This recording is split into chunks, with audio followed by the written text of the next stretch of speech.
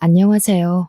저는 이혼할 뻔한 위기를 겪었다 겨우 가정을 지키고 있는 한 남자의 아내입니다.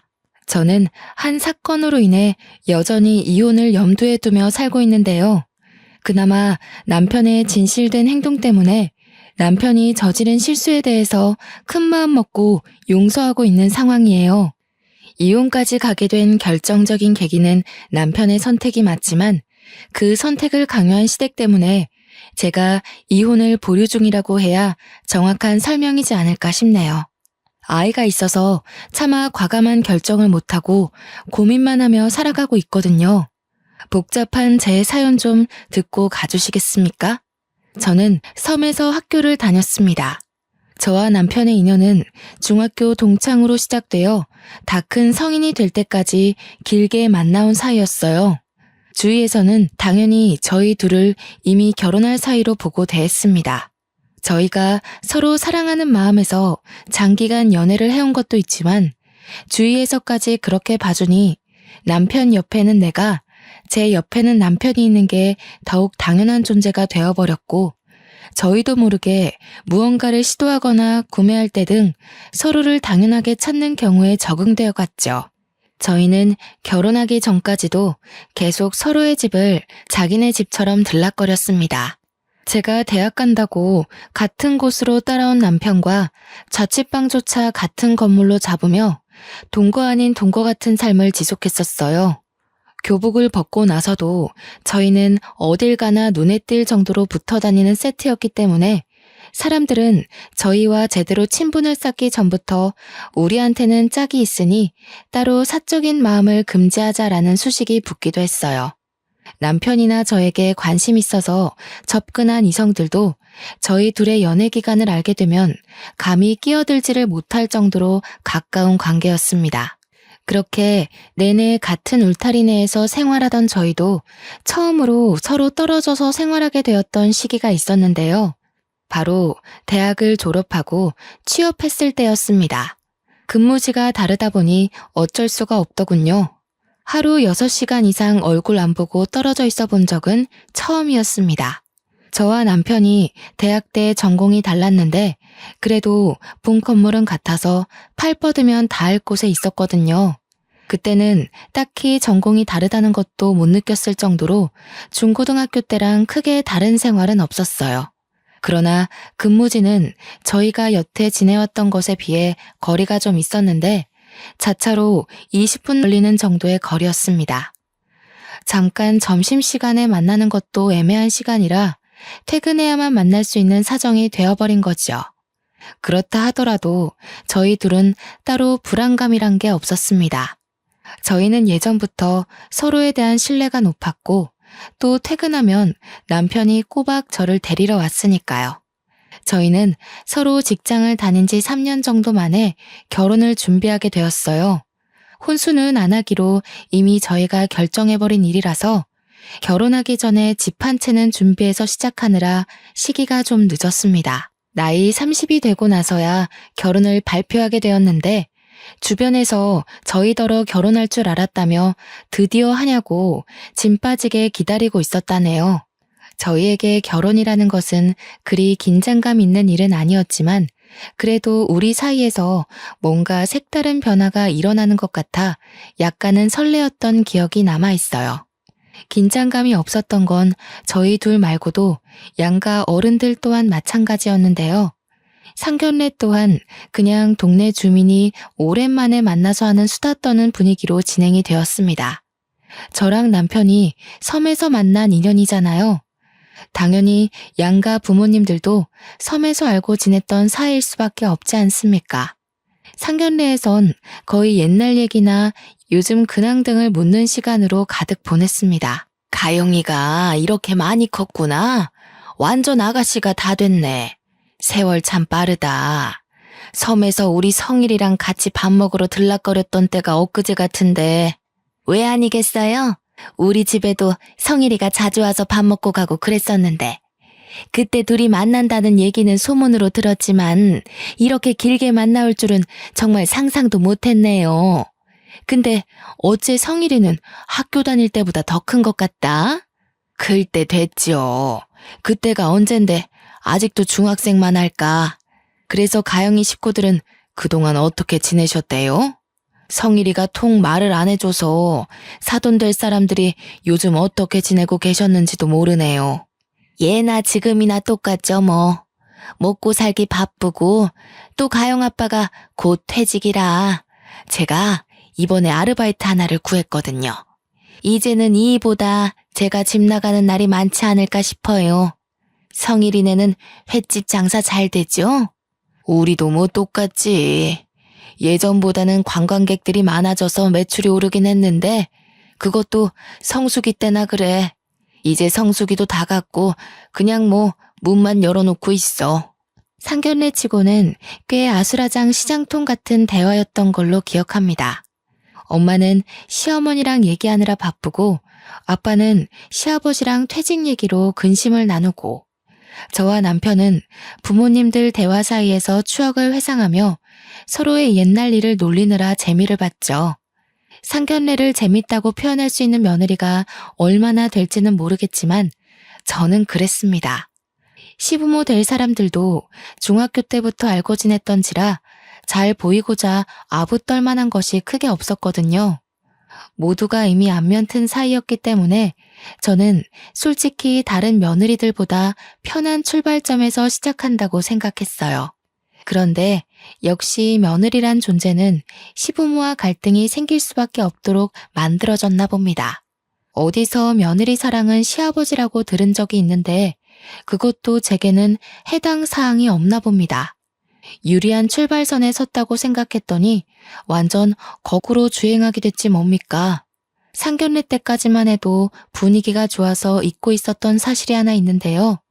시댁에서 저와 남편의 연애 관계를 처음 알았을 때 저를 좀 못마땅해 했다고 들었습니다. 섬 동네라도 학부모 모임 때문에 어른들끼리 모이기도 하는데 거기서 선생님을 통해서 저희 관계가 동네방네 발설된 거였거든요.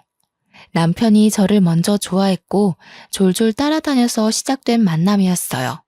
그 얘기를 듣고 시모가 자기 아들이 그랬을 리가 없다면서 부정을 했다고 엄마한테 들은 적이 있습니다. 엄마도 당시에는 시모가 은근히 부정하는 말에서 기분이 상했다고도 했어요.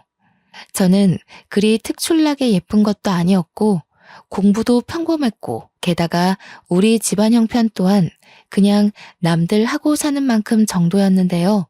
그 말은 적당한 대출까지 있었다는 뜻입니다. 누구한테 내세울 만큼 자랑할 형편이 아니었다고 솔직하게 말씀드릴게요.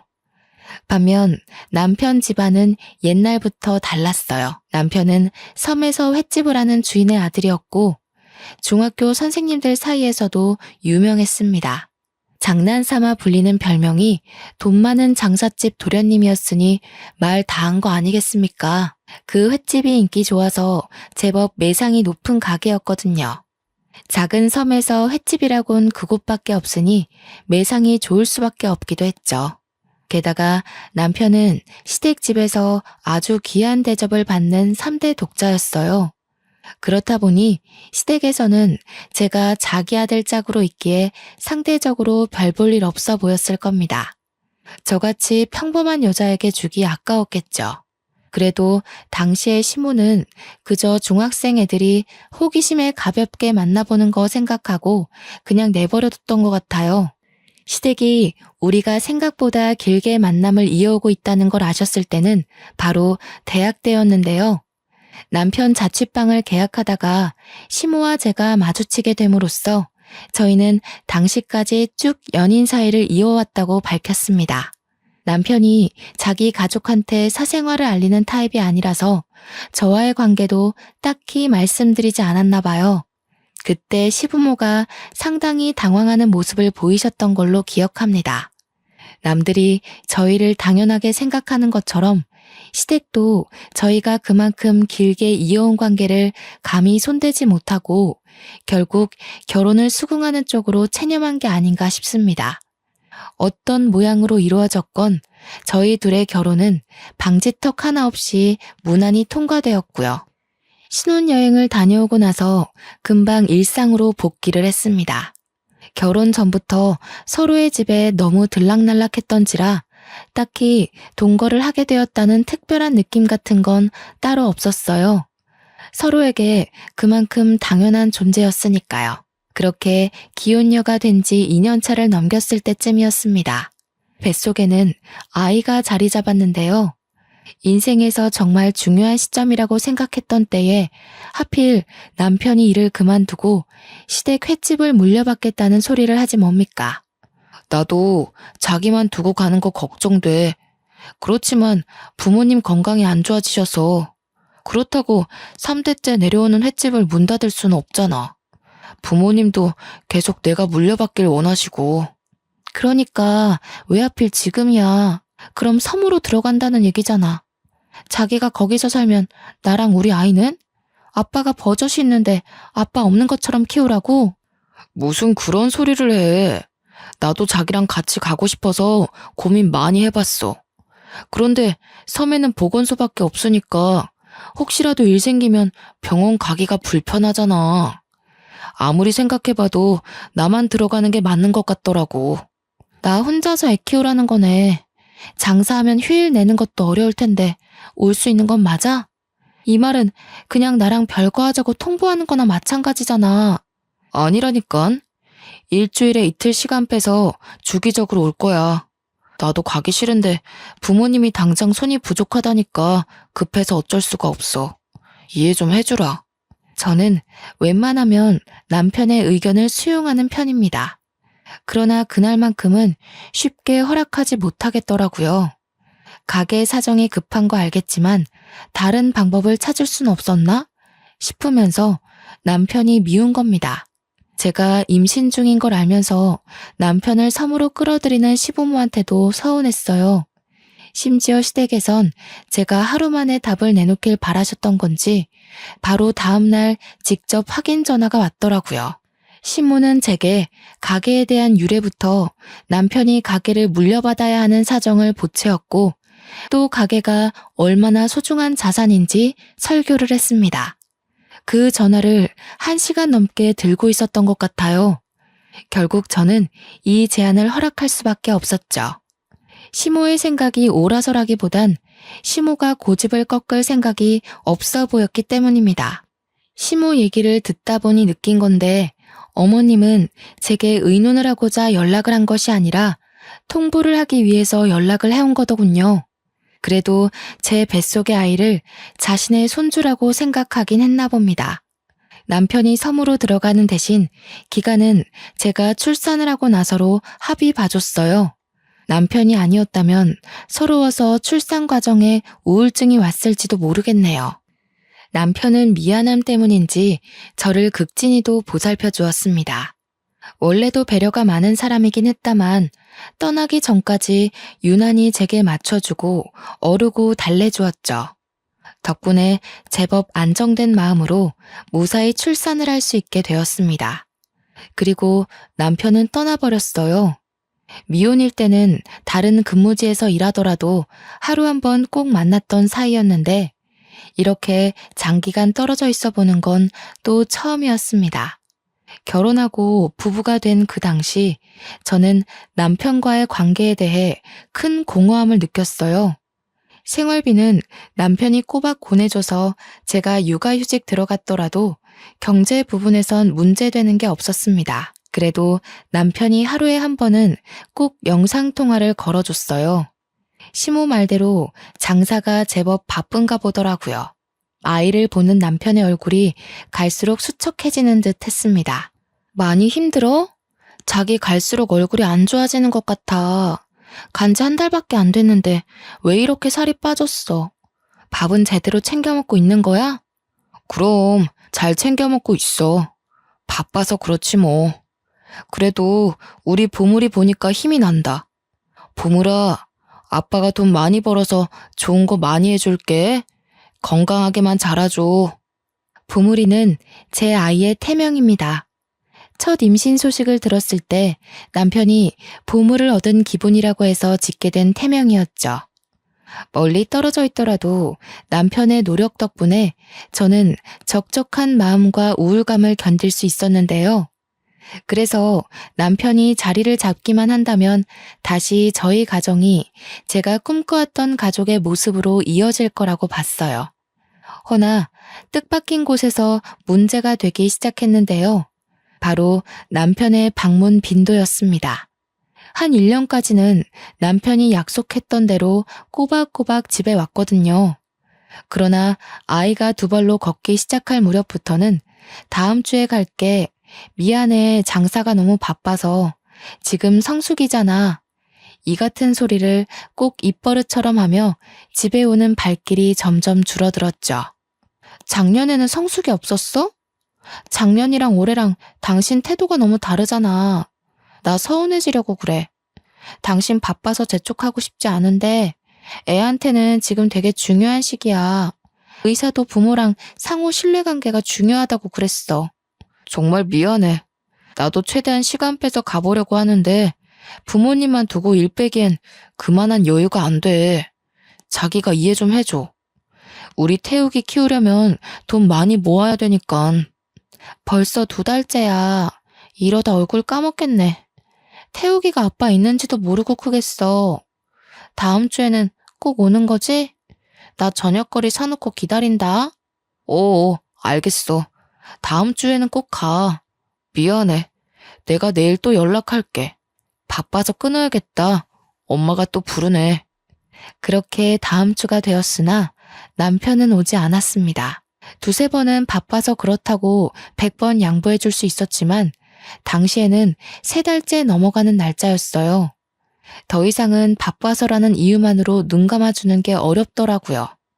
예전까지만 해도 해명으로 들리던 남편의 말이 이젠 거짓말로 의심까지 되었습니다.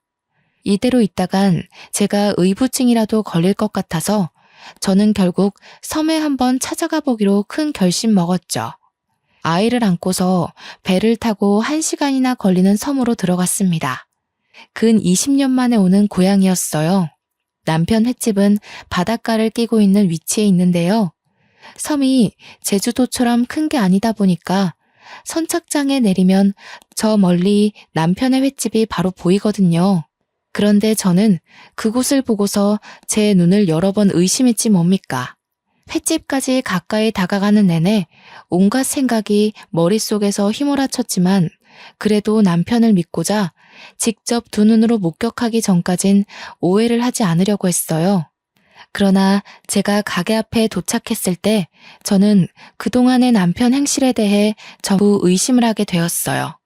가게에는 손님이 줄을 서기는커녕 아예 임대로 건물을 내놓은 상태였습니다. 문 앞에 멍하니 서서 하얀 종이 위에 까만 글씨를 한참이나 쳐다봤는데요.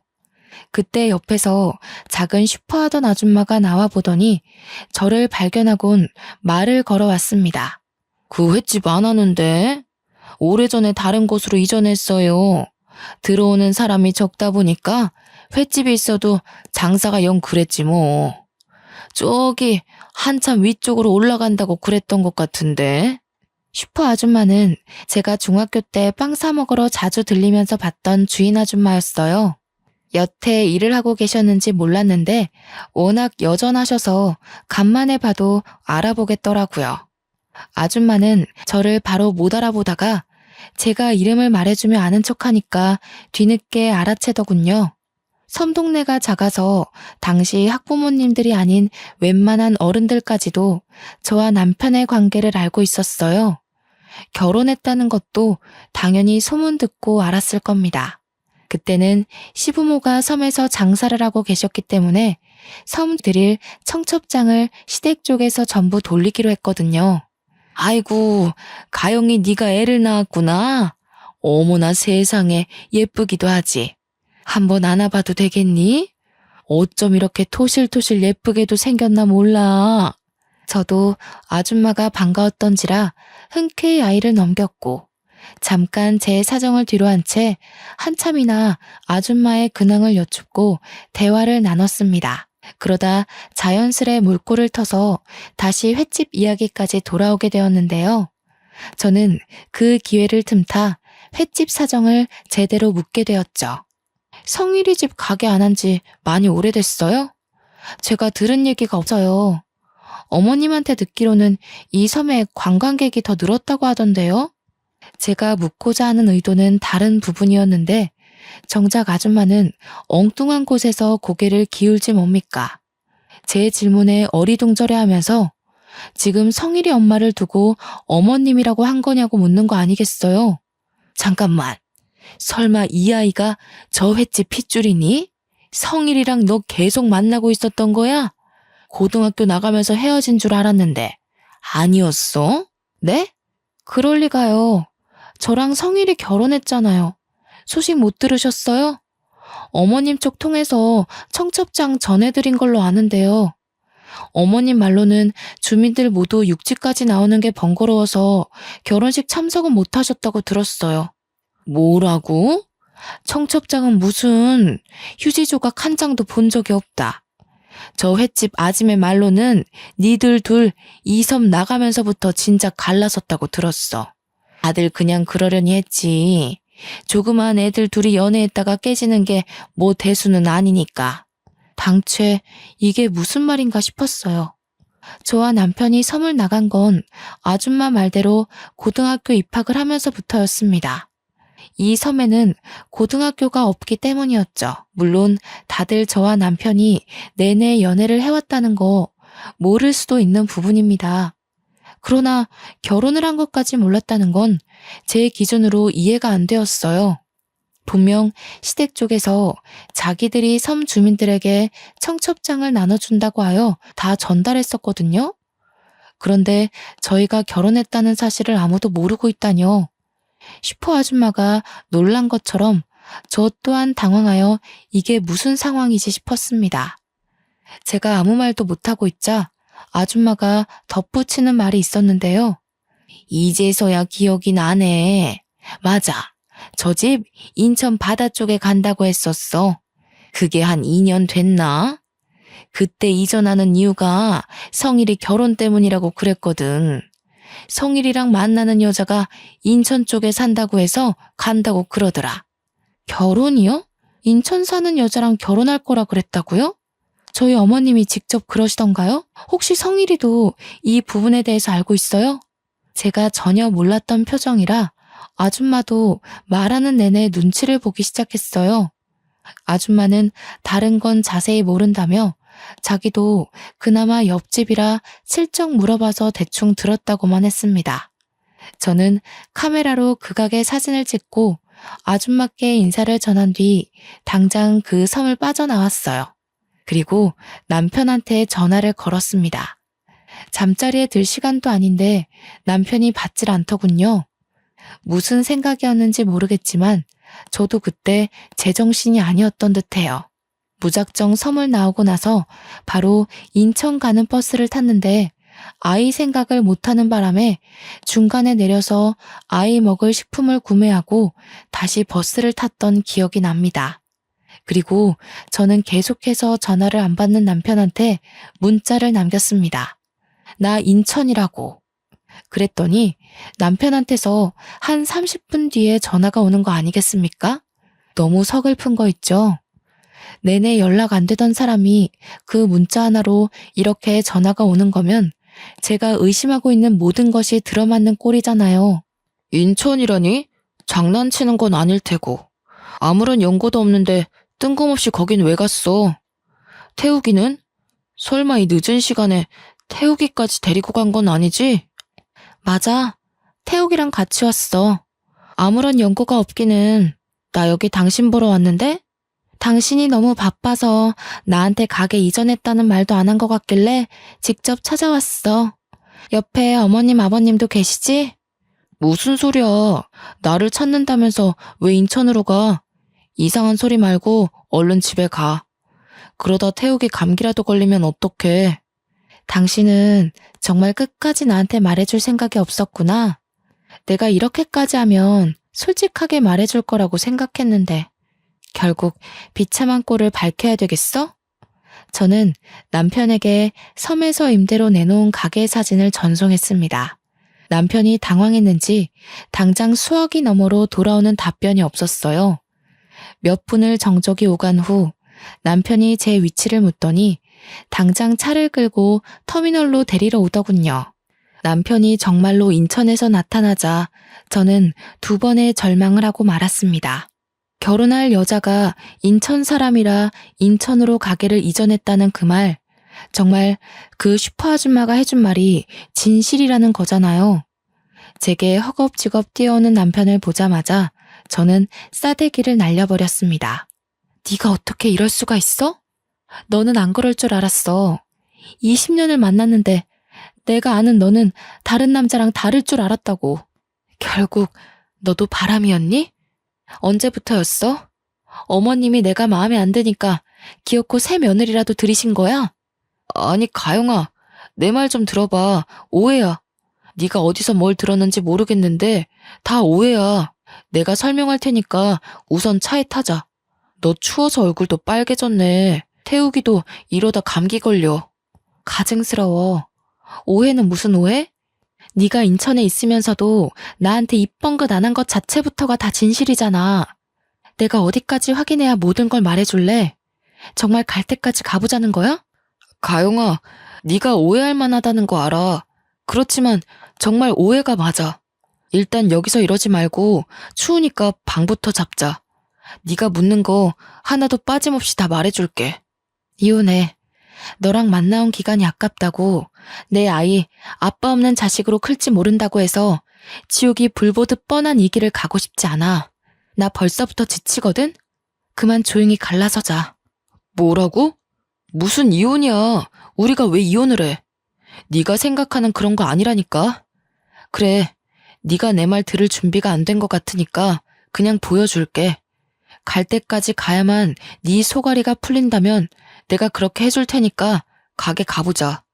남편은 오히려 적반하장으로 나왔습니다. 아니긴 뭐가 아니라는 건지 왜 저보다 더 억울해하는지 모르겠네요. 그러면서 남편은 여기서 그만하고 갈라서기엔 억울해 미치겠으니 제가 납득할 수 있도록 다 보여주겠다는 겁니다. 그때만 해도 저는 남편에게 서운한 감정밖에 없었습니다. 이미 들통나버린 거 차라리 무릎 꿇고 싹싹 빌기라도 할 것이지, 끝까지 변명만 하는 모습에 정말 실망하고 말았죠. 갈 때까지 가보자는 남편의 완강한 의사 표현 때문에 저도 인천까지 온 김에 시부모의 뻔뻔한 해명이라도 들어봐야겠다고 생각했어요. 그렇게 고민하다가 결국 저는 남편을 따라 인천 바다 쪽으로 향했죠. 그곳엔 정말 시댁에서 운영 중인 횟집이 있었고, 입구 앞까지 다가가자 입구 쪽 카운터에 웬 배부른 여자 하나가 있었습니다. 그 여자는 카운터에서 계산을 도맡고 있었어요. 그 순간 든 생각이 뭔 줄 아세요? 저 여자 뱃속의 아이가 제 남편과 관련이 있을 것만 같더라고요. 뻔한 현실을 마주하기가 덜컥 두려웠던 저는 더 들어가지 못하고 품에 안은 아기만 꼭 안으며 멈춰섰습니다. 그랬더니 남편이 제 아들을 대신 안아주면서 저를 붙잡고 다시 가게 안으로 인도를 해주었죠. 시모는 제가 손님인 줄 알고 인사를 하다가도 저인 걸 확인하자마자 들고 있던 물병 쟁반을 놓쳤어요. 몇 없는 손님들이 놀라서 시선이 집중되더군요. 가영이 네가 여기로 어떻게... 성일이 이 자식이 네가 기어코 며느리를 끌고 온 거냐? 엄마가 상황 정리될 때까지 기다리라고 했지? 어머님, 저를 앞에 두고도 그런 말씀을 하시는 거세요? 어머님께서 어떻게 이러실 수가 있어요. 제가 그렇게 마음에 안 드셨으면 진작에 이 결혼 반대하셨어야죠. 조용히 못해? 어디 남의 장사집에 와서 행패니? 남들 보기에 불성사납다. 장사 끝나고 얘기하게 저기 뒷방에 들어가 있어라. 미진아, 너도 오늘은 그만하고 퇴근해봐. 애 건강에 안 좋을라. 아니에요, 어머님. 곧 마감인걸요. 저는 괜찮으니까 마감까지 마치고 갈게요. 그런데 성일 오빠, 정말 오빠가 데려온 거예요? 왜요? 미진이 너가 신경 쓸 일 아니다. 미안하구나. 괜히 이런 정신없는 상황 겪게 해서. 오늘은 좀 일찍 마감하는 게 좋겠다. 이 이후로 손님 받지 말거라. 시모는 제게 별다른 해명을 시도조차 하지 않았습니다. 카운터에 있던 상간녀도 제가 직접 찾아오니 꽤 놀란 눈치였어요. 설마 싶었는데 정말 제 남편이랑 관련 있는 여자인가 보더라고요. 상간녀가 남편에게 많이 의지한 듯한 말투로 묻는데 남편은 그 여자를 거들떠도 안 봤습니다. 제 앞이라 표정 관리하는 거겠죠. 그 모습마저 어처구니가 없어서 남편이 더 꼴 보기 싫더라고요. 그래서 남편 품에 있는 제 아들을 빼앗듯 데려왔습니다. 당신이 어떻게 살고 있었는지 충분히 알겠어. 고작 이런 거 보여주려고 그렇게 억울해했니? 도대체 내가 이 상황에서 이혼 말고 할 수 있는 게 뭐라고 생각하는데? 끝까지 들어줘. 이왕 이렇게 된 거 당신이 좀 놀라더라도 난 오히려 잘 됐다고 봐. 나도 피해자고 내가 여전히 사랑하는 여자는 너야. 엄마가 멋대로 인공수정시킨 저 여자애 해결하느라 널 신경 못 썼어. 여기까지 오게 해서 미안해. 이건 저도 못 들은 말이라서 놀랐습니다. 그 뒤로도 남편이 하는 말들은 가히 충격적이었는데요. 남편 집에 먼 팔촌 되는 친척에서 며느리로 들어왔다는 여자가 있었는데 그 여자의 남편이 난임이라 아이 갖기 어려웠대요. 그래서 제 남편한테 정자기증을 원했다는 겁니다. 저와 남편은 혹시 몰라서 20대 때 나란히 정자와 난자를 냉동 보관했었어요. 당연히 가족들의 동의를 구하고서 진행했던 일이라 식구들 모두 그 사실을 알고 있었죠. 그걸 기억하고 있던 시모가 남편한테 그 냉동 정자를 달라고 했다는 거 아니겠어요? 남편은 어처구니 없는 제안에 완강하게 거절을 했으나 시모가 너무 사정을 했고 그 상간녀까지 찾아와서 울고불고 비는 바람에 할 수 없이 허락을 했다고 합니다. 시모가 왜 그렇게 그 팔촌 며느리에게 신경을 썼냐 하면 며느리 집안이 또한 장사꾼 집안이라고 하더군요. 시댁과 똑같이 횟집을 하는 곳이래요. 이미 인천에서 자리매김하고 있는 가게라서 매출이 시댁보다 월등하다고 들었습니다. 정자 기증을 너무 사정하며 빌길래 남편은 허락하는 대신에 그걸 빌미로 절대 문제되지 않게 해달라고 당부했다고 해요. 그런데 상간녀가 자기 남편이랑 잘못되면서부터 제 남편한테 찾아와 매달리는 실정이라고 되었다고 하네요. 뱃속의 아이가 제 남편의 씨니까 남편과 살겠다고 살림을 차릴 작정으로 온 것이죠. 그 일의 시작이 바로 제가 임신을 했을 때였어요. 남편이 갑자기 섬에 들어가겠다고 했었잖아요. 그때부터 시댁에서 남편을 달달 볶은 것 같더라고요. 혹시라도 이 얘기가 제 귀에 들어갈까봐 남편 혼자 해결하려고 했다는데 제가 여기서 남편의 말까지 의심하기엔 들어맞는 상황이 너무 많았어요. 시끄럽다. 네가 생각 없이 결혼만 안 했어도 이 사단까진 안 났을 거 아니냐. 다 듣기 싫으니까 뒷방 들어가던지 서울까지 태워다 주고 오던지 네가 알아서 해라. 태욱애미한테도 내가 별다른 할 말은 없다. 솔직히 우리는 장사에 도움되는 며느리가 필요해. 네가 소송을 하더라도 위자료 얼마든지 내줄 테니 내 아들 앞길은 그만 막거라. 엄마, 무슨 말을 그렇게 심하게 해. 앞으로 판 벌어지게 안 한다고 약속했잖아. 가영이한테 피해가는 일 없게 하는 조건으로 내가 여기 붙어있는 거야. 이제 와서 이러면 나도 더 이상 합의 안 봐. 합의 안 보면 이미 미진이 뱃속에는 네 아이가 살아 숨쉬고 있어. 저 가여운 애를 아빠 없는 자식으로 만들 셈이니? 그놈의 애정 타령은 어릴 때나 했던 걸로 충분하다. 누가 네 미래에 도움될 배우자인지 똑똑히 생각해. 못 들어주겠네요. 듣기 거북해서 더는 이 자리에 있고 싶지도 않아요. 제 눈에는 둘 다 용서할 수 없는 건 똑같거든요. 그걸 달라고 사정하는 어머님이나 달라고 한다고 끝내 허락해준 신이나 똑같아. 뭐야? 조조 말하는 꼬락서니 좀 봐라. 젊은 여자 입에서 저런 망측한 소리가 나오니 애가 뭘 보고 배우겠어? 며느리라는 것이 시애미한테 눈 부릅뜨고 쌍심지나 켜고 집안이 못나면 성품이라도 바람직해야지.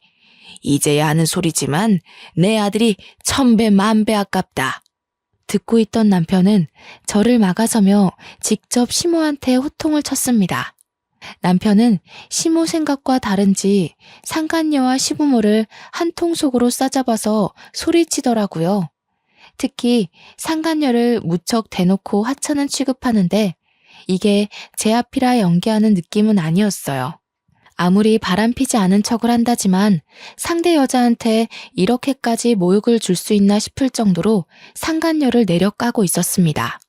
나는 더 이상 모르는 일로 할 거야. 여태 해결될 거라 보고 좋게 설득하려 했는데 가영이가 알아버린 이상 나도 이판사판 없어. 저 여자가 품은 아이? 그거 내 아이라 생각하지 않아. 저 여자 내쫓지 않으면 저 여자가 낳은 아이까지 망하게 하는 꼴 내가 보여줄게. 어머머, 너 지금 그게 무슨 말이니? 어떻게 네 아내 될 사람한테 그런 막말을 해? 엄마가 널 어떻게 키웠는데? 넌 이 집의 3대 독자야. 내 귀한 자식을 저런 별 볼 일 없는 집에 넘겨줘야 하는 부모 입장은 생각도 안 해봤니? 어머님, 저를 인정 못하겠다고 하셨나요? 어머님이 이런 몰상식한 짓을 벌이고도 얼마나 잘 지낼 수 있을지 두고 볼게요.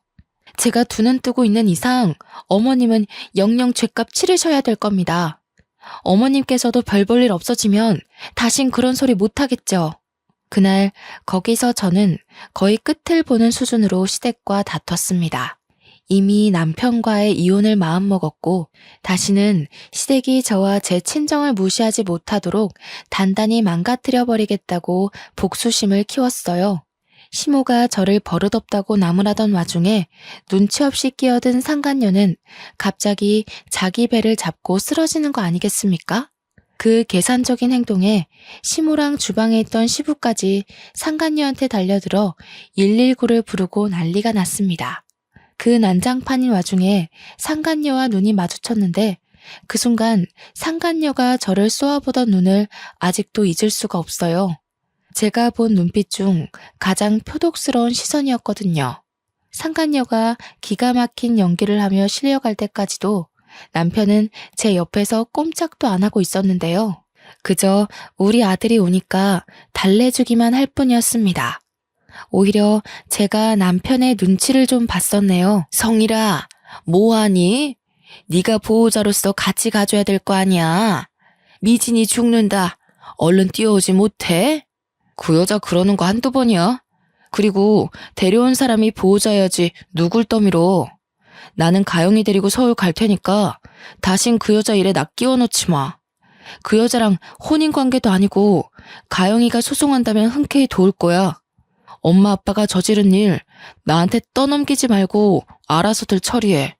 듣고 보니 남편이 제게 억울하다고 했던 그 마음이 진심이더군요. 상간녀를 따라 병원을 간 사람은 결국 시모였고 손님 때문에 자리를 뜨지 못한 시부만이 다시 가게 안으로 들어왔습니다.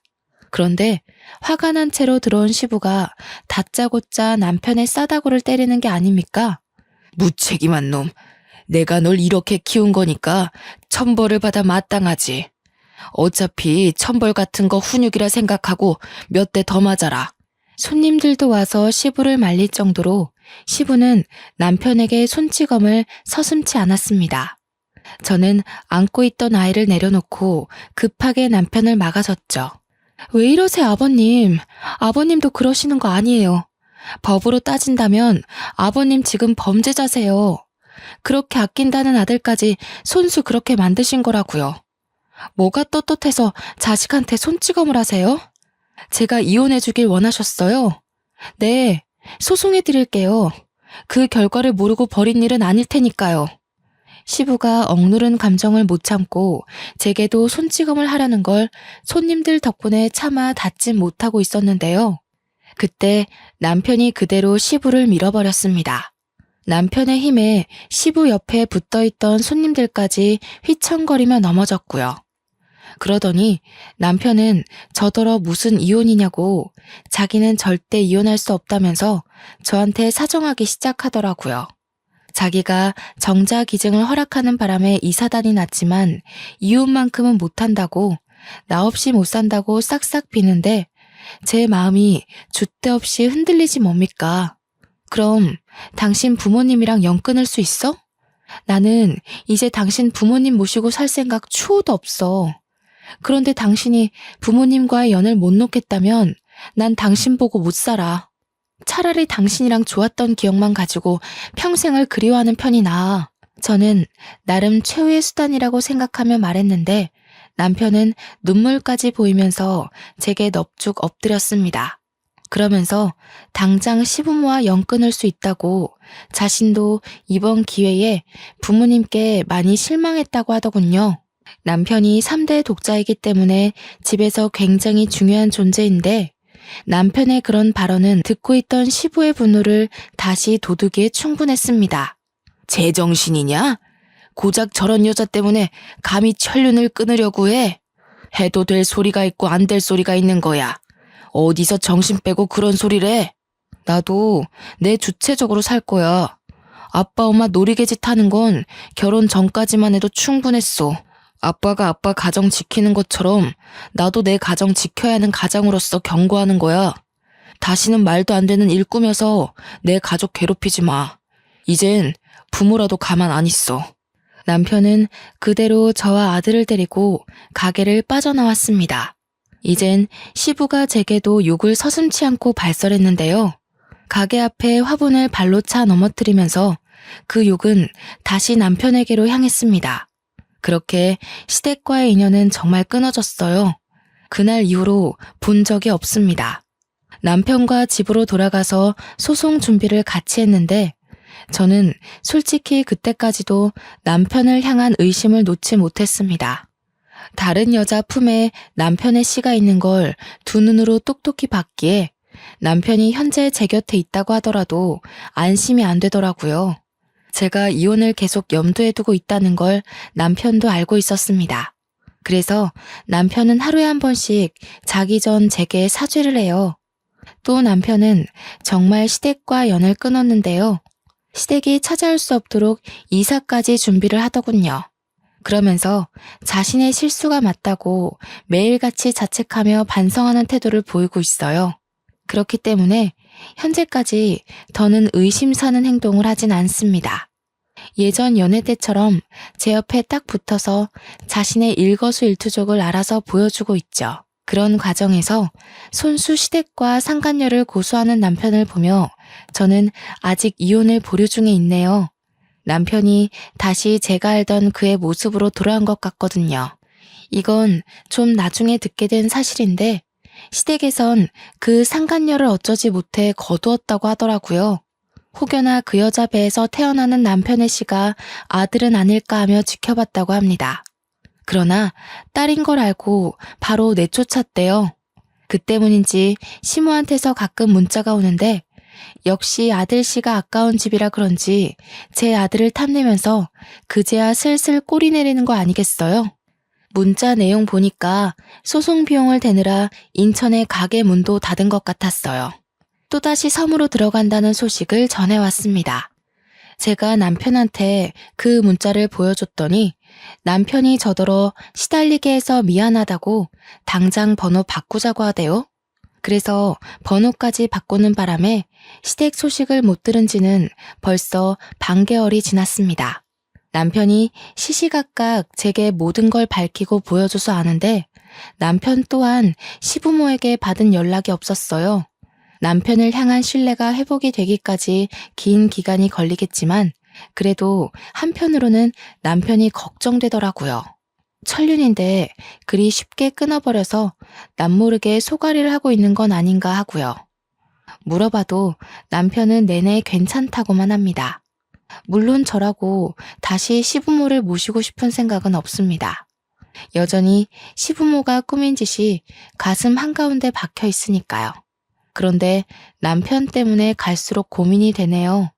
낳아주신 부모님이 훗날 죽었는지 살았는지도 모르게 이리 지내도록 내버려 두는 것이 과연 옳은 일일까요? 행여나 제가 시부모와 같은 천벌받을 짓을 하고 있는지도 모르겠어요. 아마 시부모 쪽에서는 남편과 연이 끊긴 것만으로도 지옥 속에서 살고 계실 겁니다. 그 기간을 얼마나 두고 보게 될지는 모르겠지만 남편 하는 걸 봐서 미래에 대해 계속 고민해 봐야 될 것 같네요. 그래서 현재는 이사 온 집에 적응하느라 과거 일에 대한 상처를 꽤나 빨리 회복 중에 있습니다. 남편은 여전히 제게 잘하고 있고 제 아들에게도 훌륭한 아빠 역할을 해내고 있어요. 횟집을 그만뒀기 때문에 다른 일을 알아봐야 하는데 남편이 하는 말이 집에서 보고 배운 비법으로 매장 하나를 차릴 계획이라고 하더군요. 사업 계획을 들어봤는데 젊은 세대 감성에 맞춘 초반 매장을 구상 중이었어요. 저더러 함께 부부 가게 한번 차려보자고 하네요. 아마 저도 휴직 중인 회사에 사표를 내고 남편과 함께 더 가까운 미래를 그려나갈지도 모르겠습니다. 언젠가는 남편과 시댁과의 관계에 대해서 좀 더 명확하게 정의 내릴 날이 오겠지만 그 전까지는 굳이 들춰서 서로한테 상처되지 않도록 외면하고 있을까 합니다. 저를 위해 과감한 선택을 한 남편한테도 정신적 지지를 많이 해줘야겠어요. 그때의 일이 정말 어쩔 수 없었다는 남편의 진심을 차차 이해해가고 있거든요. 다 남편의 한결같은 마음과 노력 때문이 아닌가 싶습니다. 제 사연은 이렇게 마무리가 됩니다. 들어보니 어떠셨나 궁금하네요. 살면서 이런 기괴한 일을 꾸미는 시모가 또 어딨나, 과연 있기나 할까 그것도 묻고 싶고요. 부디 이런 불행한 일은 저 하나로 족한 세상이었으면 좋겠습니다. 남의 불행을 사주하는 것이 얼마나 가슴 아픈지 겪어보니까 너무 별로더라고요. 다들 건강하고 웃음 많은 가정에서 지냈으면 싶어요. 그만 인사드려야겠네요. 제 사연 들어주셔서 감사합니다. 모두가 무탈한 한 해를 보낼 수 있도록 진심으로 기원합니다.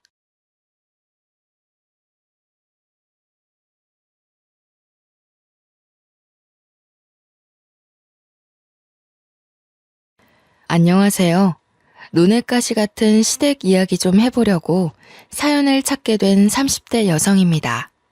저는 친정에서 뭐 하나 부족한 것 없이 지원받고 자라 누굴 시기해 본 적은 딱히 없는데요. 그래서 그런가 시기를 하는 사람들을 보면 솔직히 얄미운 걸 넘어서 안타깝더라고요. 제가 감히 남의 인생에 감너라 배너라 할 입장 아닌 거 압니다. 그러나 가끔은 그 감너라 배너라 식의 간섭이 필요한 사람들도 있는 것 같네요. 그게 바로 저의 시댁 식구라고 생각하는데요.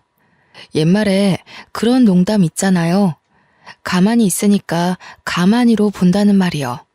저는 살면서 이만큼 뻔뻔하게 남의 물건 탐내고 바라는 사람 처음 봤지 뭡니까?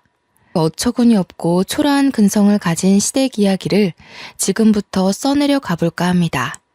저는 나이 30 초반에 결혼을 하였고 남편과 분가 생활을 하고 있습니다. 남편과의 만남은 정말 우연이었는데요. 시기는 대학을 졸업한 뒤였습니다. 취업을 하기 전 먼저 취업을 한 친구와 길에서 우연히 만났는데 친구가 마침 직장 회식을 2차로 옮기던 중이었거든요. 회식 분위기가 얼마나 자유로운지 다짜고짜 저더러 같이 2차 회식 가자고 하는 거 아니겠습니까? 말고를 떠나서 제가 왜 남의 직장 회식을 따라가겠어요? 말도 안 되는 소리라서 거절을 했더니 주위에서도 술 한잔 한 탓인지 저보고 같이 가자고 부추기는 겁니다. 얼떨결에 따라가게 된 그 회식 자리에서 저는 남편을 처음 만나게 되었어요. 남편은 뒤늦게 합석했는데 제 친구보다 1년차 선배라고 하더군요. 선배라고 하더라도 그냥 일반 회사원과 같은 위치였어요. 회식 자리에서 술을 한 잔도 안 한 사람은 저와 남편밖에 없었습니다. 당연히 저와 남편은 2차에 합석했으니까요. 그런데 남편 입장에서는 제가 누군지 궁금했나 봅니다. 그럴 만도 하겠죠. 주구장창 얼굴 보던 동료 직원이 아닌 생판남이 남의 회식 자리에 떡하니 앉아 있으니까요. 저와 남편은 마주보는 자리에 있었는데 저는 딱히 이 자리에 관심이 없었고 일면식 없기로는 남편뿐만 아니라 모두라서 저는 그 누구도 궁금하지 않았거든요. 남편은 아닌가 보더라고요. 계속 저를 훔쳐보는 게 느껴지긴 했는데 말을 걸 줄은 몰랐습니다. 당황스러웠겠네요. 불편하시면 먼저 일어나셔도 괜찮아요. 다들 기분 좋아서 너무 멋대로 행동했어요. 제가 대신 사과드릴게요. 남편은 제 친구와 직장 동료들의 무례를 듣고 저한테 대신 고개를 숙이는데 점잖아서 그런가 남편이 보여주는 관심이 나쁘지 않았습니다. 회식 자리에서 잠시 본 남편의 모습에선 어딘가 모르게 정직한 분위기가 있었거든요. 저와 남편의 인연은 그로부터 시작이었습니다. 남편이 그날 이후 제 친구한테 제 연락처를 물어봤더라고요. 남편한테서 먼저 연락 오기 전에 친구가 말해줬는데 좀 당황하긴 했지만 은근 남편의 연락을 기다렸어요. 그렇게 두 번째로 만나게 된 남편은 제 눈에 더 괜찮은 사람이었습니다. 특히 제 기준에서 인상이 깊었던 남편의 모습은 바로 남편의 취미 생활이었는데요. 남편이 출근 전 이른 새벽마다 플로깅이라는 취미 활동을 하고 있더라고요. 플로깅이란 조깅을 하면서 거리에 쓰레기를 줍는 일이에요. 별것 아닌 것 같지만 아무나 마음먹을 수 있는 일은 아니거든요. 그 취미로 인해 저는 남편이 어떤 사람인지 대강 예측이 되는 거 있죠. 남편의 올바른 도덕성과 태도에 활짝 열린 제 마음은 그때부터 아마 남편을 결혼 대상으로 보지 않았나 싶습니다. 남편과 결혼을 약속하게 되면서 저는 시댁 사정에 대해 구체적으로 듣게 되었는데요. 시부모님이 일찍 돌아가셔서 안 계신다고 하더라고요. 다들 결혼하기 전 걱정하는 것 하나씩 있잖아요. 바로 시모와 신우 문제가 덜어 있지 않습니까? 그런데 저는 애초에 시부모가 안 계셔서 허락받을 것도 없었다는 겁니다. 남편한테 나이 많은 신우가 하나 있는데 남편과 띠동갑 차이가 난다고 하더라고요. 남편이 막 대학에 들어가고 신우가 결혼을 했을 때 시부모가 돌아가셨다고 했습니다. 그래서 거의 신우가 남편 학교 등록금 대주면서 자취집도 구해주고 남편이 취업해서 안정될 때까지 지원을 해줬다고 했어요. 그럼 거의 신우가 남편의 부모와도 같다는 건데 시부모가 안 계시면 신우에게라도 인사를 드려야 하는 거 아니냐고 남편한테 물었거든요. 그런데 남편이 말하기를 말 그대로 누나이기 때문에 상견례는 하더라도 굳이 결혼 허락까진 받을 필요 없다고 그러더군요. 제가 알기론 남편이 신우에게 결혼을 한다고 통보를 했다는 것만 알고 있습니다. 그래서 끝내 인사는 못 드렸어요. 남들이 시모의 고나리질 때문에 고생하는 사연을 많이 들어봐서 아는데요. 일단 저는 그런 시집살이는 없겠다 싶어 남편에게 더 잘해야겠다는 생각이 들었어요. 신우와 처음 얼굴을 마주하게 된 건 상견례 자리에서였습니다. 신우는 웬 여학생 한 명이랑 같이 왔는데요. 남편이 신우한테 딸 하나가 있다고 지나가듯 말해줬던 게 생각나더군요. 남편한테 고등학생 조카가 있다는 걸 깜빡 잊고 있었습니다. 아이가 수험생이라고 들었습니다. 고등학생 3학년이면 한참 공부로 바쁠 때겠군요. 이런 데 나와서 괜히 시간을 뺏고 있는 건 아닌지 모르겠네요. 제 말이 그 말입니다. 시간이 금인데 딸애가 자기 삼촌을 끔찍이 좋아해서 기어코 이곳에 따라오겠다고 하는 거 있죠? 그래도 종일 있는 게 아니라서 머리 식힐 겸 데려왔습니다. 그럼요. 내내 글자만 보고 있으면 오히려 집중력 떨어져서 한 번쯤은 뇌가 쉬어줘야 된다고 하더라고요. 제 딸도 명문대 졸업했는데 내내 공부하지만은 않았어요. 어머, 그렇구나. 제 동생에 비해서 따님이 너무 과분한 것 같아요. 어쩜 이리 훌륭하게 키우셨대요? 제 동생이 옆에서 주눅 들진 말아야 할 텐데. 신우는 저와 초면인데도 제 칭찬을 적당히 섞어 부모님과 대화를 순탄하게 나누었습니다. 한 번씩 신우가 계속 서로의 형편을 비교했는데 그때마다 저희 부모님이 하하 웃으면서 걱정거리를 덜어주셨어요. 저희 부모님은 남편의 집안 사정에 대해선 크게 개의치 않으셨거든요.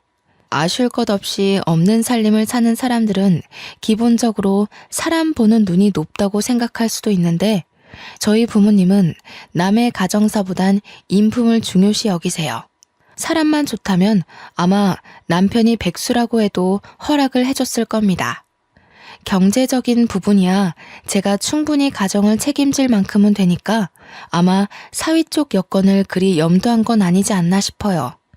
옛날부터 부모님이 사위 될 사람 고를 때 도박, 바람, 보증만 서는 사람이 아니라면 된다고 하셨거든요. 어쨌든 저도 그날 신우와 처음 대화를 해봤는데 그 시간만으로 사람을 완전히 판단할 수는 없겠지만 그리 거슬리는 부분은 딱히 없었던 걸로 기억이 납니다. 그러니까 더 이 결혼을 손꼽아 기다리기만 했겠죠. 그렇게 상견례 자리는 물 흐르듯 무탈하게 잘 치렀습니다. 남편과 신혼여행을 다녀온 후 처음으로 신우집에 가서 밥을 먹게 되었는데요. 남편이 신우집에 들어가기 전에 저한테 미리 언지를 주더라고요. 말했다시피 우리 집 형편이 자기네랑 많이 달라. 불편할 수도 있거든. 그래도 음식은 자기 좋아하는 걸로 말해놨으니까 괜찮을 거야. 또 봐. 괜찮다고 그러네. 집이 좋고 안 좋고가 무슨 문제라고. 그리고 나 다 잘 먹는다니깐. 괜히 형님 고생하게 왜 그런 말을 했어. 남편 가정이 부모님이 돌아가시면서 크게 기울었는데 부모님이 평소 대출받은 게 많아서 신우가 그걸 다 갚느라 형편을 펴기가 어려웠대요. 또 신우가 다른 상간남과 바람이 나는 바람에 소송도 당해서 위자료까지 갚느라고 부모님 사망보험금마저 다 날렸다네요. 남는 게 결국 살고 있는 집 하나 겨우 건진 거랍니다. 남편이 평범한 회사원이라고 했잖아요. 남편이 취직하고부터는 남편 벌이로 신우와 신우딸이 먹고 살고 있다더라고요. 이건 남편이 결혼하기 전 중요한 문제라고 생각하여 저와 의논한 부분이기도 합니다. 결혼하더라도 신우에게 지원하는 돈을 끊을 수 없다길래 이유를 물어보니까 신우가 디스크가 크게 와서 오래 앉아있지를 못해 일을 할 수 없다고 하더군요. 당연히 제 돈이 아니니까 그렇게 하라고 허락하고 시작한 결혼 생활이었습니다. 그런데 문제는 전혀 문제 없을 줄 알았던 시댁으로부터 생겼는데요. 신우의 본색이 상견례 때 봤던 조신함과 많이 거리가 있는 거 아니겠어요? 상견례 때 말고는 저와 처음 하는 겸상인데 거기서 신우가 저더러 뭐라고 한 줄 아십니까? 사돈댁이 넉넉하니까 우리가 얼마나 기가 차는지 몰라. 원래 학부모 모임 같은 거 안 나가는데 잘 나가는 올케 하나 들어왔으니 가볼까 하거든. 그래서 말이야, 올케 스타일 보니까 한두 푼 아닌 것 같은데 옷 좀 빌려줄 수 있어? 참, 이번에 신혼집 한남동으로 간다며? 우리가 그쪽으로 합가하면 안 될까? 보통 며느리가 시댁에 합가를 하는 건 들어봤어도 시댁이 며느리 집으로 합가를 부탁하는 건 또 처음이었네요. 신우가 저를 얼마나 편하게 생각하고 그런 말을 하는 건지 모르겠어요. 그러나 제 느낌상 마치 제 옷과 제 집을 취하기 위해서 기다리고 있던 것처럼 보이는 거 있죠. 당연히 거절했습니다. 이때는 신우의 의도를 알고 거절했다기보단 제가 원래 불편한 사람과 제 것을 공유하는 걸 안 좋아해요. 그러자 내내 제게 알랑방구 끼던 신우 표정이 싹 돌변하는 거 아니겠어요? 올케. 안 그래 보였는데 생각보다 매정하네. 올케보다 나이 한참 많은 내가 이런 말하는 게 어디 쉬운 용기였는 줄 알아? 거절을 하더라도 이 생각해보고 말해준다고 하는 게 맞는 거야. 어른들한테 그런 예의 범절 안 배웠어? 기분 상하셨다면 죄송해요. 제가 예의는 좀 부족할지라도 누구한테 피해주는 짓은 안 하고 살았거든요. 앞으로도 결혼 생활하면서 형님께 패기치는 일은 없을 거예요. 세상에 완벽한 사람이 어디 있겠습니까? 예의 없더라도 손해당하는 일은 없을 테니까 이해해 주세요. 제가 눈 하나 깜짝 안 하고 신우 말에 대꾸를 하자 오히려 신우가 당황하더라고요. 그날 저녁 식사 자리는 신우가 삐치는 바람에 마무리하고 정리할 때까지 조용하게 보냈습니다. 어차피 매일 볼 사람들이 아니기에 낌새가 별로라는 걸 느끼긴 했어도 저는 대수롭지 않게 넘겼어요. 그런데 바보같이 휴대전화로도 충분히 같이 사는 건 못지않게 스트레스 받을 수 있다는 걸 간과했었네요. 또 형님 전화야? 무슨 전화를 그렇게 많이 하셔? 나랑 연애할 때만 해도 이 정도로 연락하진 않았잖아. 이번에는 또 무슨 용건이신데? 별말 아니야. 그냥 이번에 관리비 많이 나왔다고 해서 돈 좀 더 붙여달래. 관리비 많이 나올 거 알고 있었는데 내가 깜빡하고 있었거든. 이런 말하는 거 기분 나쁘게 생각하지 마. 형님은 아예 모아놓은 돈이 없으신 거야? 왜 돈 필요할 때만 당신한테 연락하는 거 같지? 돈을 모을 수가 없지. 효진이까지 혼자 키우고 있잖아. 애한테 들어가는 돈 그거 무시 못해. 그렇잖아도 내가 주는 생활비가 모자란데 모을 만한 돈이 어디 있겠어. 듣자 하니 신우는 남편한테 생활비에다가 관리비까지 따로 받으면서 적금 하나 들어놓은 것이 없는 것 같더라고요. 남편이 월급의 반을 신우한테 주는 걸로 알고 있습니다. 아무리 어렵게 살고 있다고 하지만 신우랑 시조카 두 식구가 사는데 돈이 들면 얼마나 많이 든다는 거죠? 시조카가 학원이나 과외를 받는 것도 아니거든요. 신우가 어디 취미생활을 하고 있는 것도 아니었고요. 제 눈에만 신우의 모습이 흥청망청 엉망인 소비 습관으로 보이는 걸까요? 차마 남편한테는 누나이기 때문에 한심하다는 소리까진 안 했습니다. 신우 하나만 기가 막히게 행동하는 거면 나름 참겠습니다만 제 남편한테 돈 가지고 연락하는 사람이 신우뿐만이 아니라는 거예요. 어쩜 애미나 자식이나 쓸데없는 부분까지 똑같은 건지 시조카까지 남편한테 전화를 해서 용돈 달라고 합니다. 이거 사달라 저거 사달라 생일 선물 수험생 선물 등등 요구하는 게 어찌 그리 많은지 모르겠어요. 한참 수능 공부해야 할 수험생이 놀기는 얼마나 또 노는지 아시나요? 요즘 애들이야말로 옛날 사람들과 다르게 학원에 과외에 정신없이 미래를 꿈꾸기 바쁜 걸로 알고 있는데 시조카는 대학 입시를 아예 손 놓은 아이처럼 마냥 한량하기만 합니다. 저번 주에 남편한테 10만 원이나 받아가 놓고선 이번에 또 8만 원을 빌려달라고 전화가 온 거 아니겠습니까? 10만 원이면 10만 원이지 8만 원은 또 뭔지. 남편이 한참 씻고 있을 때 전화가 왔길래 제가 대신 받았습니다. 외삼촌, 나 친구 생일이라서 선물 사줘야 되는데 돈이 부족해요.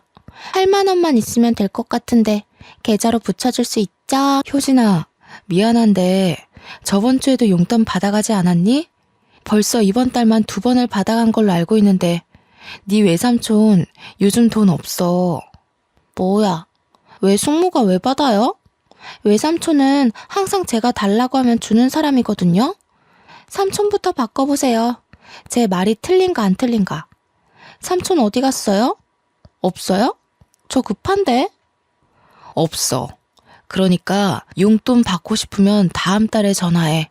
그리고 앞으로는 한 달에 한 번씩만 용돈 받도록 하고. 공부하기 바쁜 고3이 무슨 돈이 그렇게 많이 필요해. 시조카 답변도 안 듣고 그대로 끊어버렸더니 누굴 닮아서 그렇게 건방진지 제 폰으로 욕 문자가 오는 거 아니겠습니까? 신경 끄라느니 내가 외숙모한테 돈 달라고 했냐느니 아주 겁대가리가 없는 꼬맹이였습니다. 어처구니가 없더라고요.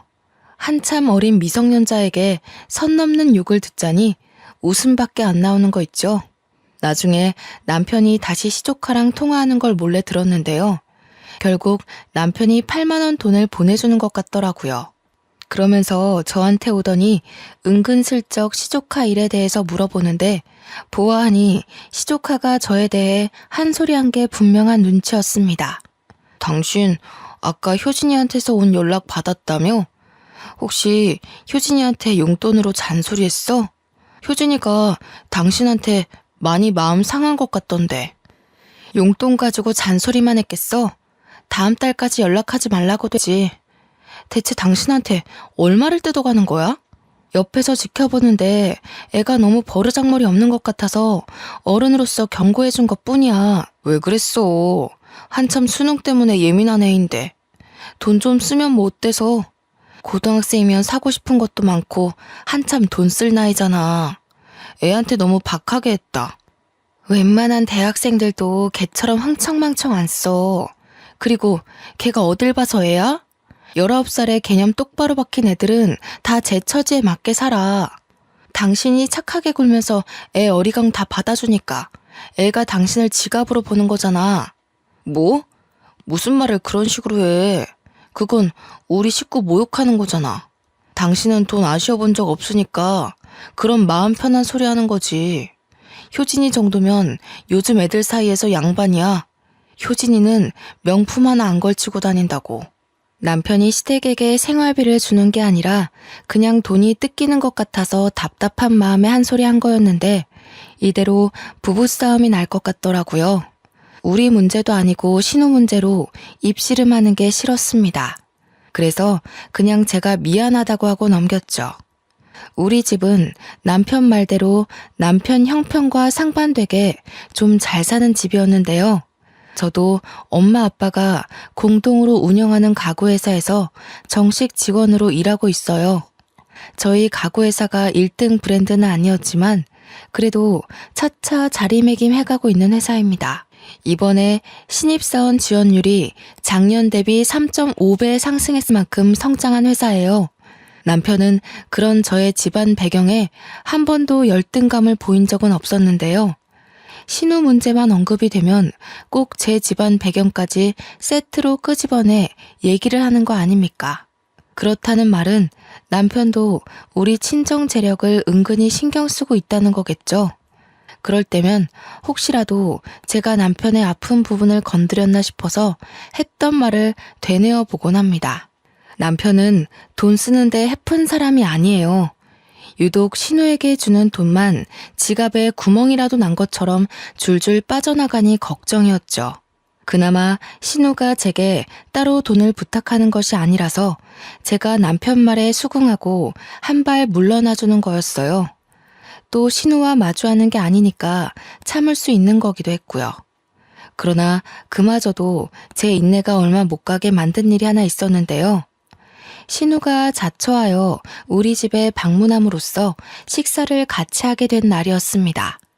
올케는 가구집 딸이면서 어떻게 사돈끼리 선물 하나도 안 해주냐?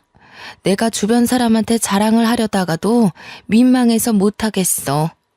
뭐 하나 받은 게 없으니까 사돈끼리 친분 있다고 말도 못하겠고 지금이 남남이었을 때랑 다른 게 뭐야? 선물이요? 사돈끼리 왜 선물을 하죠? 형님과 저희 집이 당연히 엮일 일은 없잖아요. 원래 사돈은 얼굴 보고 사는 거 아닌 걸로 알아요. 형님이 느끼시는 남남, 그게 바로 사돈 관계예요. 선물을 왜 하냐니? 사돈이면 식구야. 같이 잘 먹고 잘 살아야 되는 거 아니겠어? 결혼이란 그런 거야. 집안과 집안이 하나가 되는 거. 글쎄요. 그렇게 생각하는 형님한테서 정작 저희 집은 받은 게 없네요. 친정 부모님도 딱히 사돈 안부 안 물으시는 것 보면 보통 사돈끼린 남남이 맞는 것 같은데. 어머나, 말 서운하게 하는 것 좀 봐. 우리는 워낙 없는 살림이니까 그렇지. 원래 있는 사람이 없는 집에 보태줘서 수준 맞춰주고 그런 거야. 처음 들어보네요. 이쪽에서 없는 쪽에 지원해주는 건 후원 아닌가요? 형님 부르과정이에요? 후견인이 필요해서 이런 부탁하시는 건가요? 뭐라고? 옳게. 지금 뭐라 그랬어? 부르과정? 거지라는 거야? 사람이 어쩜 이렇게 눈치가 없고 말귀를 못 알아먹어. 사회생활을 어떻게 하고 있는지 안 봐도 뻔하다. 행동거지 조심해. 딱 봐도 잘릴 팔자 같으니까. 발끈하는 신호 때문에 그날 저녁 분위기가 다 망가져 식사가 빨리 정리된 걸로 기억합니다. 그러자 내내 편식하면서 깨작거리던 시조카가 자기 엄마가 거짓 소리 들으니 딸내미로서 열이 제대로 받았나 보더라고요. 시조카가 숟가락을 탁 내려놓으며 제게 쌍심지를 켜며 쳐다보지 뭡니까? 외숙모, 잘 산다고 그렇게 남 함부로 까내리는 거 아니에요. 외숙모 같은 어른들 때문에 세상에 돈으로 자부심 부리는 인간들이 그렇게 문제를 일으키는 거라고요. 당장 우리 엄마한테 사과하세요. 가진 게 돈이라도 있으니까 돈으로 자부심도 부리는 거야. 가진 것도 없으면서 돈으로 유난 떨고 싶기만 한 너야말로 네 엄마처럼 크고 싶지 않으면 공부 좀 열심히 하렴? 자랑거리가 아니라서 이제야 말하는 거지만 제가 원래 학생 때부터 싸움닭이란 별명이 있었을 정도로 할 말은 하고 사는 성격입니다. 이것도 집안이 부유하기 때문에 집안 재력 믿고 더 나댔던 것도 있어요. 그러나 저는 결단코 제 권력을 나쁜 곳에 쓰지 않았고 돈으로 허세 부린 적도 없다는 걸 자부합니다. 제가 말하지 않는 이상 친구들은 제가 잘 사는 줄도 모르고 있었거든요. 귀티가 난다는 말은 들어봤지만 잘난 척 한번 해본 적 없이 지금껏 살아왔어요. 저는 재력이 잘나는 것보다 능력이 잘나야 잘난 척 할 수 있다고 생각하는 사람이거든요. 학생이 돈 많다고 잘난 척해서 뭐 하겠습니까? 제 스스로가 위대한 사람이 되지 않는 이상 그저 부모님 울타리로 치장한 껍데기일 뿐인걸요. 그날 화가 난 신우와 시조카를 보낸 남편이 제게 처음으로 언성을 높인 날이었는데요. 결국 남편과 신우 문제로 갈등이 생길 거라 예측은 했으나 그날이 결혼한 지 1년도 안 돼서 찾아올 줄은 몰랐네요. 당신 우리 가족 무시해? 그래, 그러니까 내가 앞에 있는데도 우리 가족한테 그렇게 함부로 말했던 거겠지. 정말 너무한 거 아니야? 효진이 말대로 돈 많다고 자부심 부리는 거야 뭐야? 당신은 내가 형님한테 한 말만 기억하고 당신 누나랑 조카가 나 상처 준 건 까먹었니? 그 사람들이 나한테 뭘 바라는지 못 느꼈어? 갈수록 더 뻔뻔해지잖아. 그게 뭐 한참 어른이 그렇게까지 자존심 구겨가면서 부탁하는데 좀 해줄 수도 있는 거 아니야? 어쩜 그렇게 딱 자기 것만 생각해? 사돈이 남남이라고? 그럴 거면 우리가 왜 상견례 했는데? 평생 남남일 거 상견례도 하지 말고 우리 둘 알아서 결혼했어야지. 저 차를 왜 밟았냐고. 내가 내 거 빼앗기는 것 같아서 이러는 걸로 보여? 형님이 나한테 정말 부탁하는 걸로 보였어? 나는 형님이 나한테 당연하게 요구한다고 느꼈어. 나랑 형님 안면 튼 지 1년도 안 됐는데 집이며 옷이며 돈을 달라고 목소리 높이는 게 제대로 된 태도라고 봐? 나도 생각 있는 어른이야. 식구라고 봐주고 넘어가주는 건 사돈 관계에선 불필요하다고 생각해. 됐다. 말을 말자. 네가 이렇게까지 꽉 막힌 줄은 몰랐네. 여태 그냥 넘겨왔지만 오늘은 심했다는 것만 알아도 지쳐서 말할 힘도 없다. 그날 이후 남편과 며칠 동안 냉전 상태를 이어갔습니다. 그래도 남편이 친정아빠 생신날 착실하게 선물까지 사서 챙기는 효심을 보여줬기에 화해를 할 수 있었어요.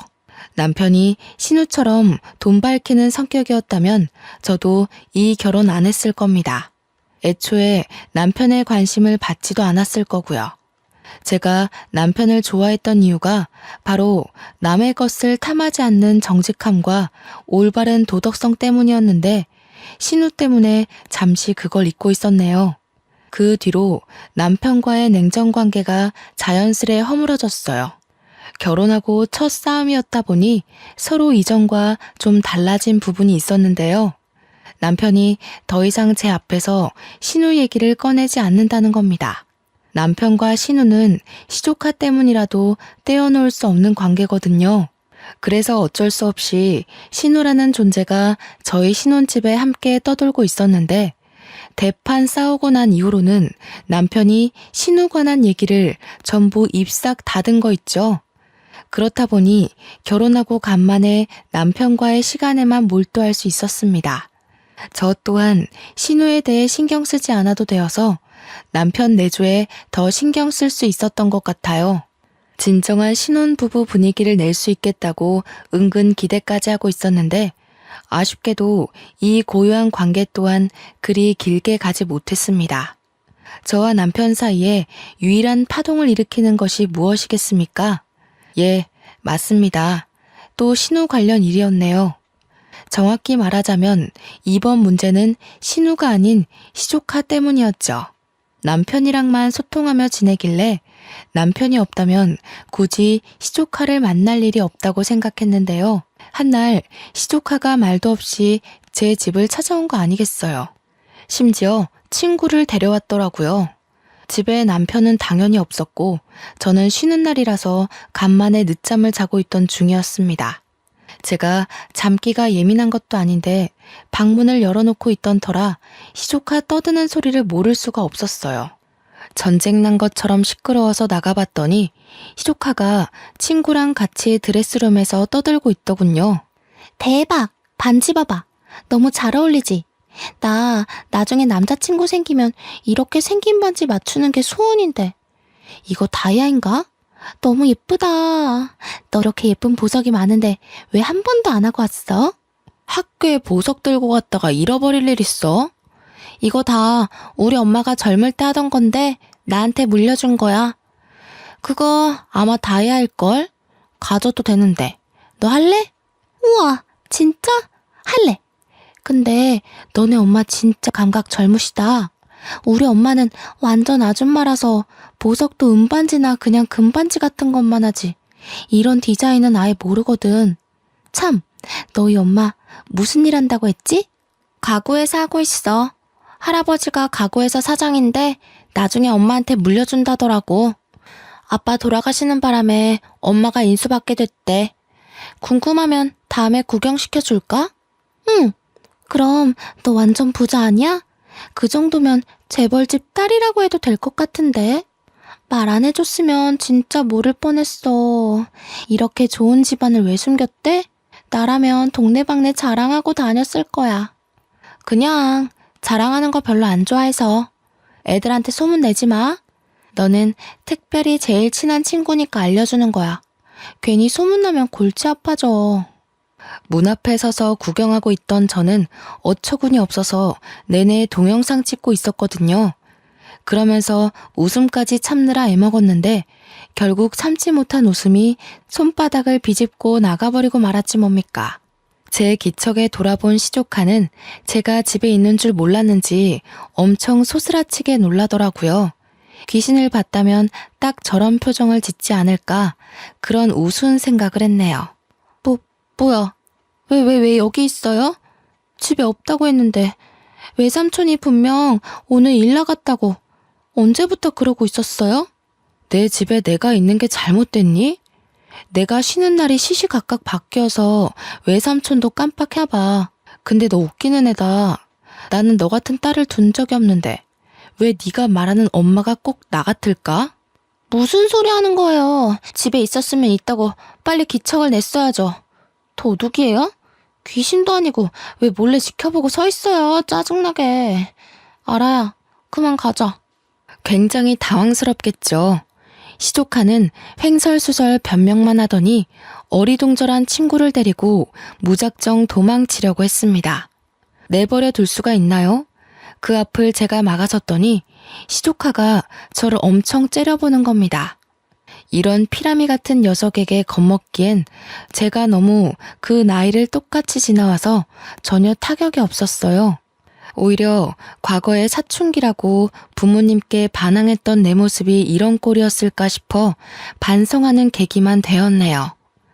가는 건 좋은데 주인 허락 없이 가져가는 건 도둑이겠지? 친구한테도 설명이 필요할 것 같은데 내가 대신해 줄까?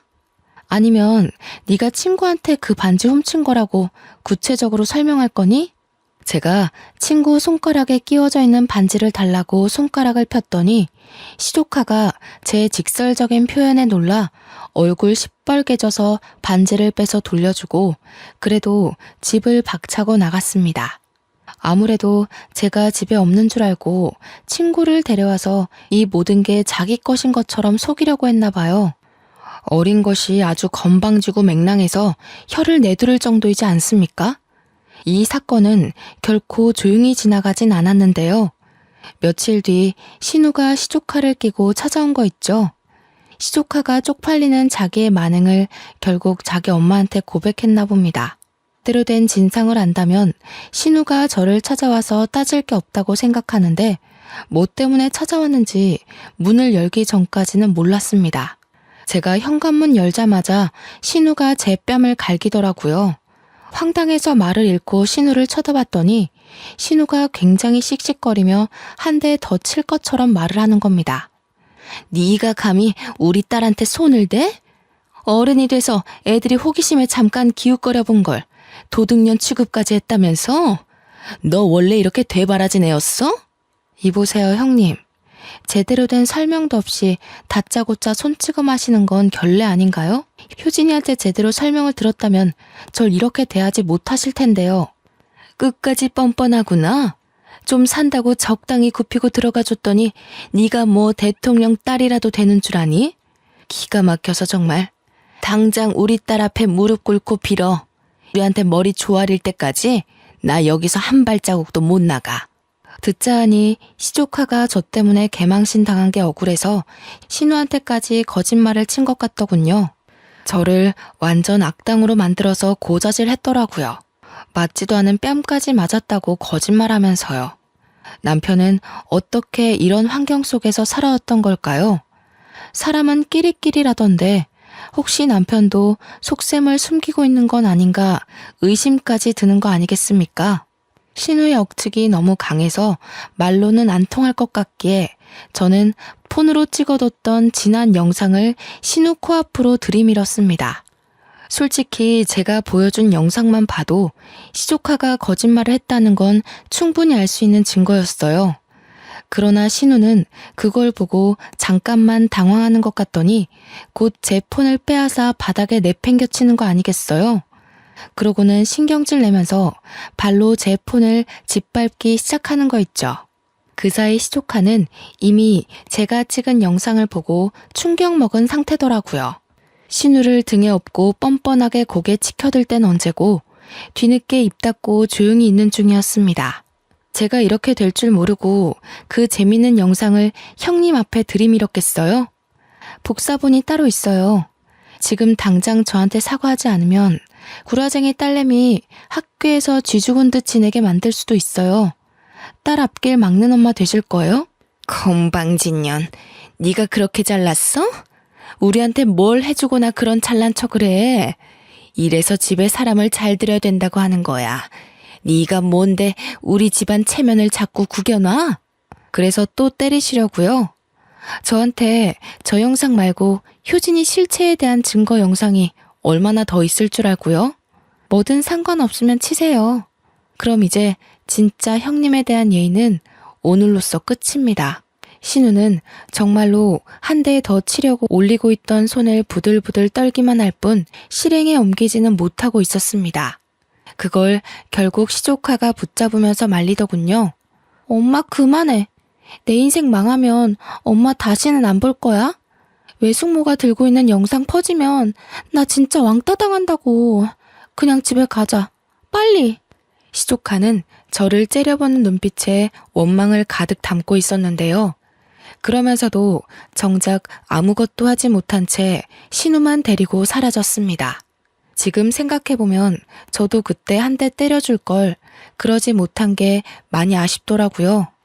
뭐 다음을 기약하고 언젠가 꼭 후려쳐야겠다고 다짐하고 돌아섰네요. 이 사실을 퇴근하고 온 남편더러 알라고 신우가 박살냈던 휴대폰 그대로 신발장에 놔뒀습니다. 그러자 퇴근하고 온 남편이 휴대폰 뭐냐고 묻더라고요. 저는 기다렸다는 듯 사실을 모조리 말해주었죠. 그래서 그 어린애로 협박을 했다는 거야? 누나가 당신한테 손찌검을 한 건 잘못했지만 그거 나름대로 이해되는 행동 아니야? 자기 자식이 숙모란 사람한테 맞았는데 가만히 있는 엄마가 어딨겠어. 당신은 대체 이게 뭔 자랑이라고 당당하게 말해? 내가 지금 자랑하는 걸로 보여? 당신 조카가 도둑질했는데 그걸 감싸주는 애미에 대해서 잘잘못을 따지는 거잖아. 요점이 뭔지 모르겠어? 팔은 안으로 굽는다 그거야? 어떻게 효진이 말은 믿으면서 한 입을 덮고 사는 아내 말은 믿어볼 생각조차 안 해. 당신이 융통성 없었던 것도 맞아. 효진이를 꼭 그렇게 친구 앞에서 망신 줄 필요는 없었잖아. 아직 미성년자인데 나중에 얼마나 트라우마로 남겠어. 얼마든지 상처받지 않게 나무랄 수 있었어. 잘못해서 따끔하게 가르쳐준 걸 당신은 망신 줬다고 생각하는구나. 얼마든지 상처받지 않게 혼낼 수 있었다고? 당신은 형님이랑 효진이에 대해서 아무것도 몰라. 그 사람들이 당신 없는 집에서 나를 얼마나 짓궂게 괴롭히는지 모르니까 하는 소리지. 지금 이게 삐칠 상황이야? 대체 어른답지 못하게 왜 그래? 나 더 이상 당신한테 실망하고 싶지 않아. 그만 누나한테 전화해서 사과하자. 실망한 건 나야. 나는 그래도 당신이 정직하고 도덕적인 사람이라 생각했는데 그런 것도 핏줄 앞에선 아무짝에 소용없는 거였네. 좀 정 떨어진다. 어떡할래? 난 당장이라도 이혼하고 싶은데 이렇게 못 살아. 뭐라고? 애도 아니고 화 조금 났다고 덜컥 이혼 얘기를 꺼내는 사람이 어딨어. 집안 문제에 안 부딪히면서 살 수 있는 부부관계가 있다고 생각해? 철없는 소리 말고 당신이 먼저 숙이고 들어가면 다 해결될 일이야. 식구라는 이유만으로 당신이 도둑년들을 싸고 도는데 내가 앞으로 당신의 뭘 믿고 이 관계를 이어가겠어? 나 화기애애하는 소리도 맞고 이혼에 대해 후회 안 할 자신도 있어. 도둑년들한테 고개 숙이느니 당신과 인연을 끊는 게 나아. 어차피 우리한텐 애도 없잖아. 서로 다시 시작하게 딱 좋은 시기 같은데. 저는 그대로 남편에게 이혼 서류 준비할 테니 내일 도장 찍자고 아예 통보를 해버렸습니다. 그제서야 남편은 제 말이 진심이라는 걸 눈치채더군요. 남편은 당황해서 방을 나가는 저를 붙잡고 대화를 시도하려 했어요. 당장은 대화하기 싫어서 그날 남편을 내내 피했는데 남편이 다음날 제게 진심으로 사과를 하더라고요. 내가 잘못했어. 당신이 누나랑 효진이한테 매정한 것 같아서 서운한 마음에 누나 편을 들었나 봐. 당신 말대로 나도 모르게 팔이 안으로 굽은 것 같아. 인정할게. 당신이 보여준 동영상 보니까 효진이가 잘못한 게 맞더라고. 내가 누나한테 말해서 당신한테 사과하라고 할 테니까 제발 이혼만은 안 돼. 남편은 그날뿐만 아니라 그 다음날도 제게 사정을 하며 싹싹 빌었습니다. 정말로 신우한테 전화해서 나한테 사과하라고 싸우기까지 하더라고요. 다시 연애 때처럼 제가 좋아했던 남편의 모습으로 돌아오자 이혼 생각이 또 접히는 거 아니겠습니까? 아무래도 제가 아직 남편과 신혼이었고 남편을 좋아하는 마음이 남아있었기에 남편의 약한 모습에 흔들린 게 아닌가 싶습니다. 그래서 저는 이혼을 보류하는 대신 남편한테 조건을 제안했습니다. 첫째, 신우랑 시조카가 우리 집에 막무가내로 찾아오지 못하게 할 것. 둘째, 신우에게 생활비는 주되 시조카에게는 용돈 끊을 것. 셋째, 나에 대해서 신우랑 시조카에게 잘하라는 기대를 하지 말 것. 제가 바라는 건 정말 이게 다였습니다. 이 조건이 마음에 안 든다면 이혼을 하면 되는 거라고 간결하게 얘기를 해줬더니 남편은 지장까지 찍는 성의를 보이며 이행하겠다고 약속을 했어요. 남편이 저와 이혼하게 되면 가구에 대한 재산 분할만 가능할 뿐 타고 다니는 차와 집은 전혀 가질 수 없거든요. 만약 저희가 이혼을 해서 이 집에서 나가게 되면 남편은 신우랑 같이 살아야 하는데 남편도 그건 싫었나 봅니다. 아무래도 결혼하기 전 같이 살면서 신우랑 시조카한테 시달린 게 좀 있는 것 같았어요. 남편의 반성 때문에 현재까지도 이혼 보류 중에 있는데요.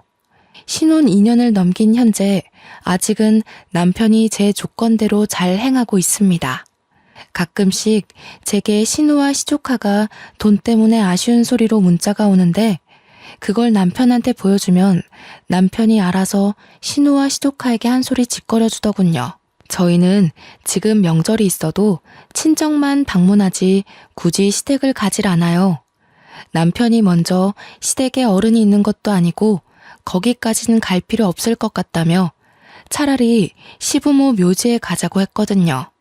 그래서 신우랑 시조카 못 본 지는 좀 됐습니다. 애초에 저와 남편의 관계는 이렇게 평온한 분위기였는데 간만에 느끼는 안정감 덕분에 요즘은 이렇다 할 스트레스가 없네요. 그래도 결혼 5년차 정도까지는 계속 지켜볼 생각입니다. 때문에 아이를 만들자는 남편의 제안을 미루고 있어요. 아이를 빌미로 남편이 변심을 하면 어쩝니까? 그래도 한 5년 이상은 지켜봐야 앞으로 이 사람이 어떤 태도를 유지해 갈지 예측할 수 있잖아요. 시모가 없고 신우만 있다고 하더라도 스트레스가 딱히 절반이 되는 건 아닌 듯 싶네요. 시댁 식구 중 누구 하나라도 내 골치를 아프게 하는 존재가 있다면 하루 종일 그 사람의 굴레에서 못 벗어나는 기분이에요. 제 귀중한 하루가 고작 그런 사람 때문에 망가지고 또 뭉그러지는 게 너무 아깝지 않습니까? 왜 며느리에게 시댁은 대부분 이런 존재밖에 안 되는 걸까요? 아들, 딸 구분 없는 요즘 세상에 제발 며느리 하대하는 문화 좀 빨리 사라졌으면 좋겠네요. 대한민국 며느리들 모두 시댁의 어줍잖은 구박에 무너지지 맙시다. 시댁 식구 이겨먹는다고 목숨 하나 잃는 거 아니잖아요. 싸움 딸기 되라는 게 아닙니다. 굴하지 않아도 될 상황에서 시댁 식구 좋으라고 숙이는 행동은 하지 말자는 거죠. 모든 며느리가 시댁에서 자기 주권을 똑똑하게 찾는 사람이 되었으면 좋겠습니다. 다들 파이팅 하세요. 엽기적인 저의 시댁 이야기 감상해 주셔서 감사합니다.